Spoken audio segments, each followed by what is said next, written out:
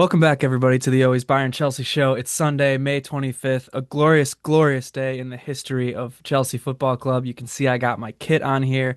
Just beat Forest, qualified for Champions League, meaning Jim was right all along. Jim, the floor is yours. Celebrate. You deserve it.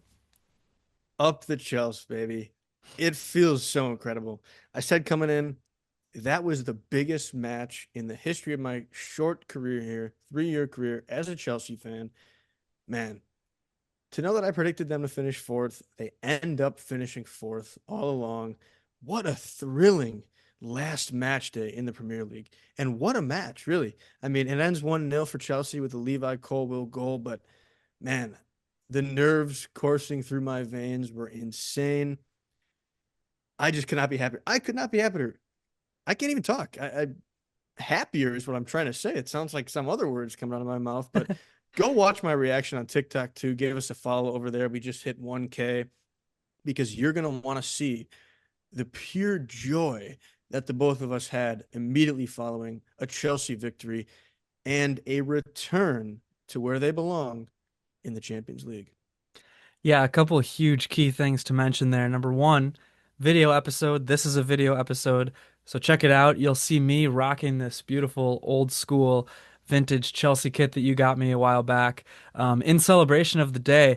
And yes, the other thing to mention too, we watched together, which of course gave Chelsea luck. The other thing that gave Chelsea luck was I finally glued together the Chelsea gnome, which had its legs broken off in a horrific accident, but the gnome was glued together at halftime, and then a mere, I don't know, maybe a couple minutes after the gluing of the gnome, Chelsea score, and that's ultimately the decisive goal. So Chelsea fans, you might as well thank me for that one. But no, it was good because yeah, Chelsea, while they had a period of playing like shit this year, they deserve Champions League. I think the EPL was definitely a little bit down, but Chelsea finished fourth, and they deserved to finish fourth, I think. And they showed me something that I wasn't sure this team had, this young, inexperienced team, because, you got to beat a solid team like Forest, a team who knows how to defend, a team who knows how to, yeah, just kind of play through the middle and force you out wide, and they did it. So it wasn't always the prettiest this season, but Chelsea did it, and they are where they deserve to be, like you said. And a shout out as well to my mother, who don't think has watched the Chelsea match in her life, but texts me at halftime, turns it on at halftime. Could also say she was a difference maker in delivering this Chelsea win. So, all around, the vibes could not have been higher coming into this match. I was feeling confident. You were as well. We both predicted a win. Man, just feels so sweet. So, so, so sweet. Yeah, I mean, I don't know if it's even worth talking too much about this match in particular because this match was about so much more than the game that was played for these 90 minutes. My main takeaways from this match, game-wise, were just that Forest had no urgency for some reason. They didn't really press even when it got down to the wire and they were losing, but they were very good at forcing Chelsea wide and kind of just locking down that middle of the pitch, locking down the box. So it felt like they were playing for a draw to me, which wouldn't have gotten them Champions League. So I don't know if they just don't really have that gear in them to go, go, go, go. I don't think that's the kind of team that Forest is, but Chelsea, I would say weathered the storm early on. They weathered some early good looks from Forest, and then kind of settled into their own. And after halftime, really took it to Forest and got that win. Yeah, you said it correctly. I think Forest aren't used to playing that type of style. They usually like to not have possession and then crush you on the counterattack. That's what they've been known for all year. And to be fair to them, they had a super good year and were up in the top three quite a bit of the year. They just kind of ran out of gas, I think. And so ended up being good for Chelsea. Um, I thought Chelsea went with a plan that made sense to me. You start Tosin, as I suggested, giving you more height against Chris Wood. You start James, he's your captain, he's going to be strong. And you score first. You had to score first. They did that. You end up bringing on Lavia, and then really get defensive, which I thought kind of made sense, even though it was maybe a bit early. But overall, the strategy worked. So credit to Maresca and the boys for that. And credit really for just staying strong that entire match and being solid defensively. Chelsea will end the season, I think, as a more underrated team in terms of how they did defensively this season. And just so happy for Tosin and Colwill. Colwill getting a huge goal as well. But really, to me, defense was the key kind of in this Chelsea second half of the year. Yeah, so Chelsea went with the lineup that you and I both wanted. If you watched our preview episode that dropped earlier this week, we talked about what we wanted for the lineup, and this was at least exactly the lineup that I had asked for, and I think you pretty much agreed with me in that episode. I'm shocked at what Chelsea's defense was able to do really the last couple matches to close out this season. Chelsea's offense, their attack in this one wasn't good, I don't think. But really the whole back line was so solid. We're talking Cucurella, Colwell, Tosin, James. I thought Caicedo as like the defensive midfielder was really good as well. And Robert Sanchez, no mistakes from him either. So funnily enough, like beginning of the year when Chelsea was winning all those matches, it was kind of because of this electric attack that they had. And now, when it came down to it, when push came to shove at the end of the season, their defense is what kept them in it. And I, for one, did not see that coming. And push did certainly come to shove in this one. Great saying. But yeah, it's crazy because that is really how it happened. They've been so strong defensively. You know, this team really, you could argue, has grown a lot because they start the year, as you said, so strong on the attack, free flying, but they hit some hiccups, some road bumps. And when you're a team that's that young, let's not forget, Chelsea are the youngest team in the history of the Premier League, which means they're the youngest team in the history of the Premier League to make Champions League. And that is just so massive for this team. What that can do for you is incredible to overcome adversity like that. You know, you're up at the top, you falter, but you get back to where you belong. This could be just a massive rocket ship and can only get higher on Wednesday. Because guess what? We could be lifting a trophy very soon. Not to mention playing with no pressure because you confirmed Champions League already. Yeah, Wednesday is so far away from my mind right now after that, but when you put it that way, I mean, man, it definitely looks good for Chelsea. I mean, this could be just an absolutely incredible end of the season that if you would have said, hey, Chelsea's going to finish fourth in the Premier League, make Champions League, and be fighting for the Conference League title in that final. If you would have said that a month ago, I think you would have just jumped out of your seat, maybe punched me in the face. I don't know. Like there would have been some fireworks happening for sure if that was on the table a month or so ago. Well, month or so ago or not, somebody did predict it, what, 8 months ago, 9 months ago, whenever August, July is. We're going to have to roll the tape back on that one to see precisely what I predicted. But to my recollection, I did predict finishing in the number four position, You which 100% would have did. been which would have been Champions League. But they end up getting the fifth extra spot in the Prem. Chelsea don't need it. But I also definitely predicted Conference League title. I know we both did. So we'll see Wednesday. But man, could be an all-time prediction by me. And let's be honest, nobody was predicting Chelsea to finish top four. I think in those lists where they have all the analysts, out of 20, four of them said Chelsea top four. So really, and as Levi Colwill said post match, the one quote I did see, a lot of people have been talking a lot of shit about Chelsea this year. Where are those MFers now? Yeah, I mean, if you're Chelsea, you gotta like talk your shit now, rub it in everybody's face. Certainly, I predicted Chelsea to finish sixth. I can remember that. And you predicted them to finish fourth. So you were bang on with that one. Now, if we go down the Premier League standings here, because This was the final match day. Everybody played at the same time. It's over now. It's done and dusted. Liverpool obviously locking up the league a while ago. Arsenal finishing second, which is just the most classic Arsenal thing in the world. They always finish second. Man City making a huge comeback after their absolute shit middle of the season, finishing third. Chelsea finishing fourth.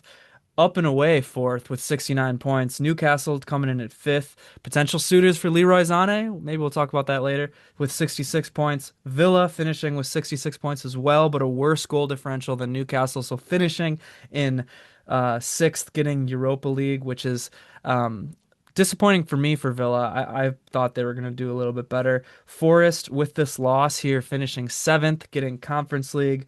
Brighton eighth. I'm not going to go down all the standings, but Crystal Palace obviously getting Europa League, winning the cup in 12th place, and all the way down in lowly seventh place is Tottenham Hotspur, winning the Europa League, so also qualifying for Champions League. Wow, what a day! If you want the relegated teams, Southampton, Ipswich, Leicester, you know. Yeah, I mean, this last Premier League day could not have been more intense. And part of me wishes, it would have been kind of nice to be at the pub, catching out a couple different games. Mental health wise, I don't know if I would have survived that. So we watched together and it was brilliant nonetheless in that fashion. But if you were a neutral watching these matches, it would have been crazy to see all this stuff going on. Villa getting the early red card and then, Everton eventually take the lead, Chelsea take the lead, just insane. And I'm not sure if you've seen this. I bet you haven't because they showed it on TV when you left. But Villa got screwed, absolutely screwed by the ref. 0-0, 70th minute. Villa are at 10 men. Ball kind of rolls to the keeper on the edge of the box. Man United's keeper doesn't secure it fully, bobbles it, and clearly is kind of bobbling it loosely. And Morgan Rogers kicks the ball out from him, turns and scores. But the ref instantly blows it dead because you can't kick it when the goalie has it, but he has to have it securely, and he didn't have it securely. So because he instantly blew it dead, you can't go to VAR to say that the goal counts. So he should have Wow. let it go in, and then VAR could take it off if they see fit. Villa would have been up 1-0, and I'm not saying that would have held or anything, but let's be honest, it probably would have. So just massive. Well, that reminds me of oh man, that reminds me of De Ligt's stoppage time goal against Madrid where the ref blew it dead too early when it actually wasn't offside. So, but they couldn't look at it because it was blown. And yeah, those situations suck. If it's at all close, you have to let them play and then you have to check it out later.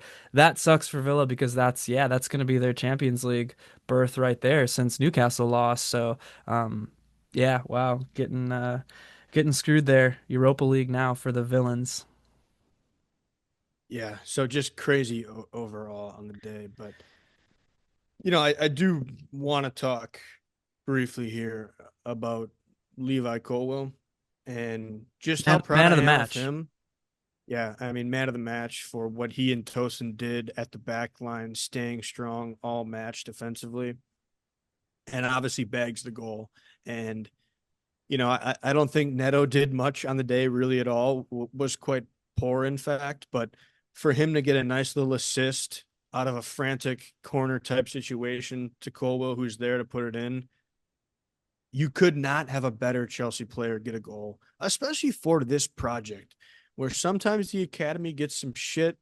There's those who believe the academy aren't getting enough chances with buying a lot of these foreign young players that Chelsea have done under Clear Lake, but it shows you that if you have the talent and you come out of the academy, you will be a star for Chelsea and potentially one of the leaders. And I think Colwell, his stock is only going to go way up with this team because he's shown that he has what it takes to potentially be a leader and to really deliver Chelsea to the highest of highs. Yeah, I Colwell has had a little bit of an up and down season for me. He's been mostly solid. I think the key in my eyes, I don't know if you agree with this or not. to me, the key is if you want to really get to the highest of highs, like you said, you get someone consistent to pair with Colwell as another center back. I'm saying I think you got to get a more solid, consistent partner, and then I think it's going to be dynamite back there.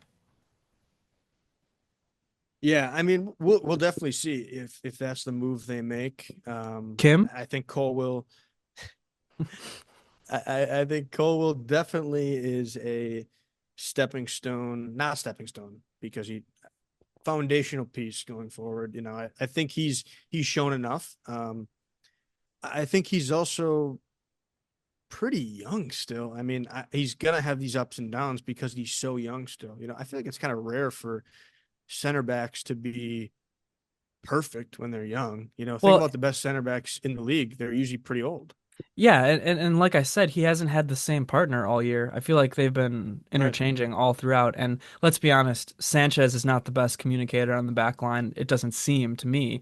So certainly, I mean, you got Mark as a steady force back there. You got James, who is the definition of a steady force back there. But you don't have another center back to pair with Colwell and you consistently this year. I mean, maybe it'll be Tosin who steps up or something. Um, or you'll get some injured guys back. But yeah, and obviously Sanchez back there. I mean, if I were to go match awards for this match, Colwell man of the match, and then I'd give the other three to the rest of the back line. That's just me. That's how I saw it. And maybe I'll special shout out to Sanchez or Caicedo or something like that too. Agreed. I mean, clean sheet, you always give love to the goalkeeper and the rest of the defense. I think Cucurella was phenomenal. Caicedo was solid and, not a bad performance from him. Didn't bring out his A game probably, but still strong. B game maybe. Tosin, yeah, Tosin, I think a ton of clearances. That was awesome to see, especially because we predicted that he would need to be big. And then Reese boy, really strong in the first 15, I thought, which was going to be the biggest 15 of the match, and ended up being true. Um, and overall strong. So the attack was maybe not the best, but you eke out a goal, and that's all that matters. Is then you are just strong after that. So just so happy, so happy for this Chelsea team. It's such a great place to be right now. Yeah, I think arguably we talked about plan, right? We were trying to figure out Enzo Maresca's plan in the first half because Chelsea, I don't think was playing up to what they wanted to be doing. They almost had no attack in the first half and they just tried to go off the counter, it seemed like, and they're not a counter-attacking team in my mind. Um, but in the second half, I think until the end where it's like, okay, Chelsea is just bringing in all these defenders. Forest is trying to be a little bit more desperate. Things are a little bit chaotic because like you know, Forest needs to score 2 goals fast. Up until that point, most of the second half, I think, went pretty much exactly like Enzo Maresca would want it to, for better or for worse. In this situation, certainly for better. Chelsea gets a goal. They're able to control more of the possession. They're able to kind of like lock down their defense, bring in more defenders. To me, that's how I think Enzo wants to play. And it took a little while to get there, but he got there and it worked well. And for as much trash as I've talked about Enzo this year, maybe this is an okay plan for the Premier League, Yeah, I wouldn't say it's a good plan on a week to week basis in the Premier League, which is but what I've said. in terms of this match, it certainly was the plan that you had to go with. You had to try to score first. And I don't think he was trying to be a counterattacking team, as I told you as we were watching. I think it's just the way the match happened when Forest were at home and on their front foot at times. So Maresca probably wanted more possession, didn't get it, but yeah, once you got that goal, you were always going to probably at some point get defensive. And again, did he do it earlier than maybe I would have? Maybe so, but it really worked because Forest were not doing anything and ended up getting one good chance in that second half that Wood should have buried. But even if he does, you're going to get a draw and still make UCL. So just overall, so pleased with how that played out ultimately. And yeah, I again, it's tough to look ahead, but we do have such a quick turnaround here to the Conference League final on Wednesday. So I think we might as well just briefly preview that and Let's just do it. say what we think is going to happen there. Yeah, what do you think about the lineup? That was kind of where I was thinking. Um, I mean, you could roll with the same lineup. I think. Oh, or Jackson will be back, right, for Conference League.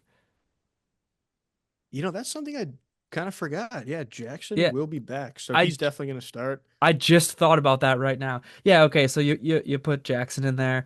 Then I guess it's just really I would probably run with the same lineup except with Jackson up top, and I guess you could play Lavia or the left wing. I would play Noni at right wing, I think, and then I would left wing either Neto or Sancho. I honestly don't know enough about Real Betis to make that call, but I would just whoever profiles better against them for me. Yeah, I'm going to guess that Lavia starts ahead of Reece James. Oh no, Lavia's not in the squad. That's right. I keep No, yeah, you got forgetting to that start James. because I thought that Lavia would start against Forest. Remember, I was saying that in our preview pod. Yep, yep. Yeah, so no Lavia. That's right. So I I wouldn't be surprised if Gusto starts ahead of James. Um, Come on. just because I think they're still being careful with Reece James. For And what? Club World Cup? It's a month away. no, just in general, I don't think he's ever going to be a 90-minute, two match a week guy. Even Even with, next year with in the Champions Champions League League? now, Yeah. no, I don't think he will be. I think you'll see him. They'll pick and choose depending on who they play. And I don't want to get ahead of myself the next season, but I would not make him a two match a week, 90-minute guy. I think it's way too risky and he's too important of a player. But He's so yeah, young. so he is, but the injury history that the guy has is just unreal. So yeah, don't be surprised if Gusto does start. Um, and I think you'll probably see Chalaba as well. He's deserving of a start at this point. And even Badiashile, I would not be surprised to start. So, we'll see. He's starting Jorgensen for sure between the sticks.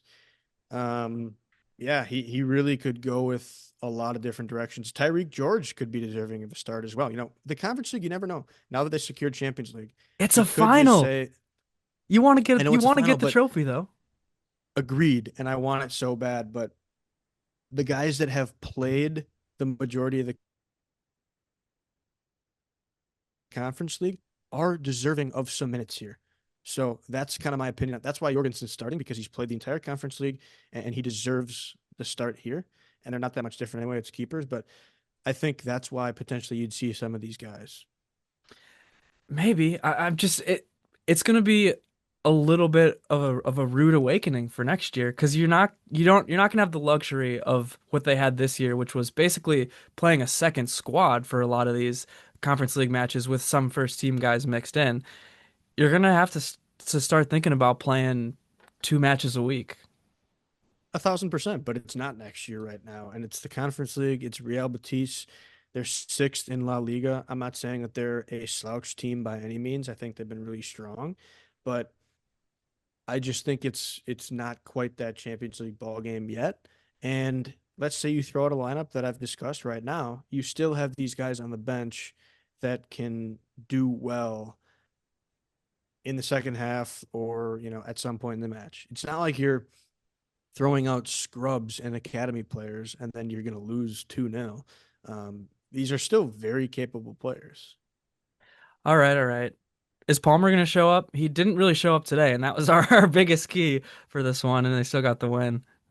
Yeah, I thought Palmer showed flashes. I think he was just played out of position by Maresca, and Forrest seemed pretty locked in on stopping him. Let's talk about that for a Um, second because Palmer was positionally, I don't know what the hell Maresca was thinking. That was my biggest gripe with this match was Palmer essentially in the position of a left back while Cucurella goes up and inverts into the attack. You got to play Palmer centrally. I get that Forrest is pushing you out wide, but you have Sancho, you have Noni, um, you have, I guess, Reese and Cucurella, although Cucurella inverts, like I said. You have those guys who can play out wide. Palmer needs to be in the middle creating. yeah, I don't know. He seems to like Palmer in that left side, whether it's for creation or otherwise, I'm not sure. We definitely need to get that figured out ahead of next season. Um, yeah, we'll see. I think Palmer's probably going to play on Wednesday, and hopefully he comes up big. All right. Any other keys to that match you got? Anything else to preview? Not much. I'm looking forward to it. I'm probably going to try to work from home and really get my full attention on it. So hopefully Chelsea can do right by me and get another huge win. Awesome. Anything else you want to say about Chelsea in this episode right now? Just happy, just pure happiness. Year three, it's the biggest year as a fan for me. We've gone from 12th to 6th to 4th. I know Chelsea has a lot of success in their history, but the grind of those 3 years, you can't say that I'm just some bandwagon fan because it really has been tumultuous and Chelsea have been through a lot of ups and downs. And to get Champions League now feels so good. I've seen Chelsea in the Champions League technically, that first year they were in the Champions League. I think they made it to the quarterfinal, actually, before losing to Real Madrid. But it's going to be so much fun, Bayern and Chelsea in the Champions League. Club World Cup is going to be fun. It's just a great time to be a Chelsea fan. And, I could not be prouder of this team. I'm going to keep harping on this, but youngest team in the Premier League to do what they're doing, and they're only really going to get younger. It's just incredible. The ceiling on this team is sky high. I know you can argue now Liverpool with getting Verts, but I do think Chelsea are the team with the best chance to compete with Liverpool. Maybe not right away next year, but definitely over the next 5 to 10. So, yeah, very happy. Very, very happy.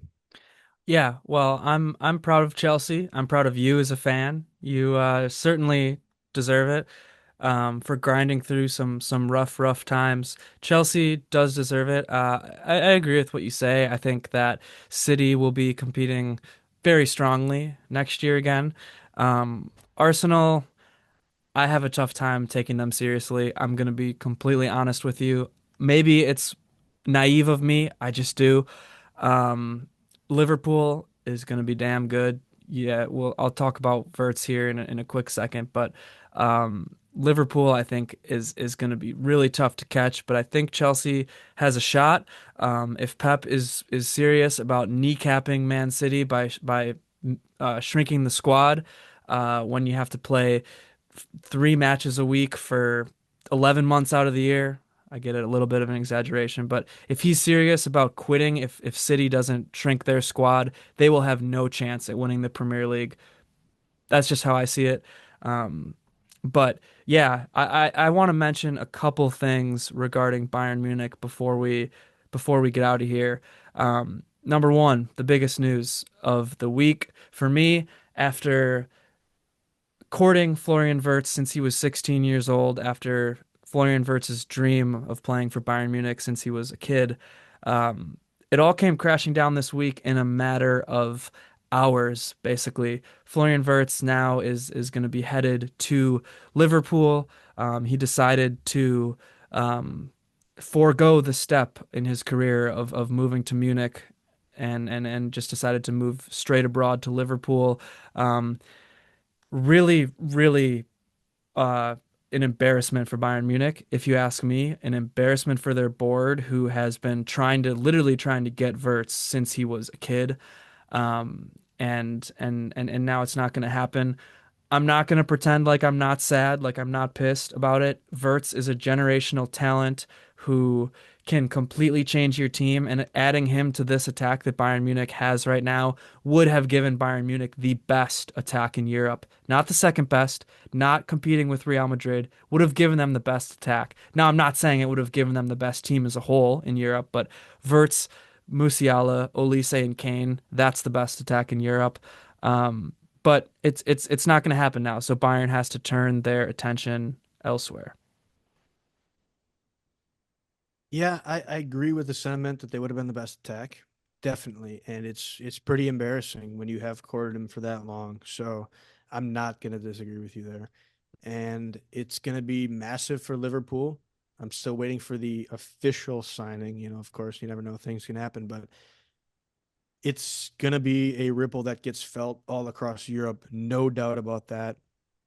I'm still very high on Bayern next year, and we'll get to next year, obviously as the weeks go on and months go on. But yeah, it's a massive, massive earthquake in Europe, and there's some people that are better off than others. Yeah, in the immediate, Bayern's going to be okay. They're going to be the best team in Germany.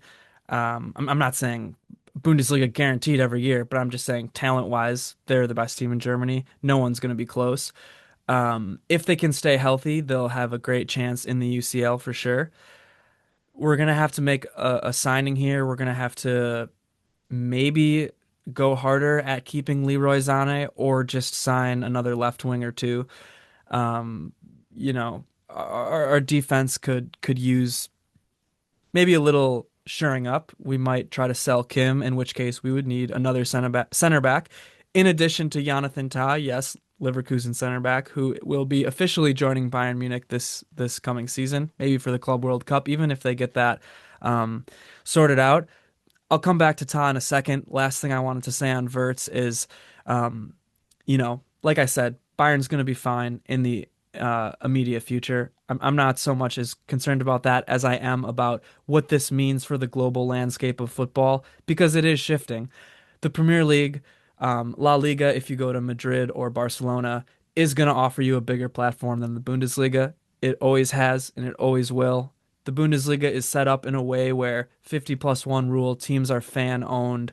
The TV rights, we saw it last year. German fans were protesting. The DFB wanted to have a deal for TV rights that would have given them more of like a global spotlight. But obviously, German fans are very, very strong about keeping things tight knit and keeping things authentic. And that's part of the reason why I love the Bundesliga so much. But it also means on the other side of the coin, you're just not going to have as big of a platform. You're just not. So, like I said, the global landscape in football is shifting, and Bayern Munich was always known as the premier destination for top German talent. Might not be the case anymore. And Bayern's going to have to figure out how to counteract that. I think the way is to invest more heavily in your academy, and just homegrown talent like Muller was, like Pavlovic, like Stanisic, guys like that, you're going to have to rely more heavily on. And that's okay. I mean, you can still be um, the best team in Germany, and they will be for the foreseeable future, like we said. But it just does mean that the old ways of Uli Hoeneß, who built up Bayern Munich, he struck out big time in this one. He fumbled a bag big time, and it means his old ways of having Verts and his family over for whatever, I don't know, whatever they had, grill outs, grill parties in in Uli Hoeneß's lake house. That's not how it's going to be done anymore, and you're going to have to come up with a new plan to attract top German talent when you have such a big um, platform in other leagues. Yeah, I don't want to get too into the weeds on this. I think Bayern are going to be completely fine in the long term. While I do think, and I said this, I think it's embarrassing that they didn't get him for a lot of the reasons you're stating. I think ultimately they're still always going to be the biggest club in Germany and get the best German talent.